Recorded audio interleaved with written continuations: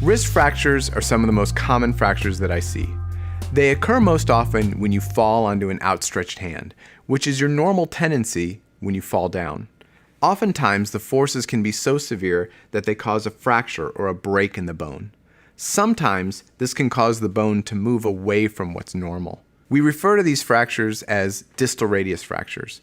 Distal means away from the body, and radius refers to the bone that's broken. Patients with wrist fractures often complain of swelling and pain around the wrist. Sometimes the swelling can be so bad that it causes numbness in the fingers. A lot of times I'll hear patients say, "I can move my wrist and fingers, so I can't have a wrist fracture." That couldn't be further from the truth. The only way to properly diagnose a wrist fracture is with an X-ray. If the X-ray shows that your bones are in normal alignment, then you might be treated in a splint or a cast for 4 to 6 weeks. If the X-ray shows that your bones are out of alignment, then surgery may be necessary. Surgery for wrist fractures begins with an incision on the wrist here. This is taken down to the bone where the fracture is encountered. We then place the fracture back in a more normal alignment and put a plate and screws on to hold it in place.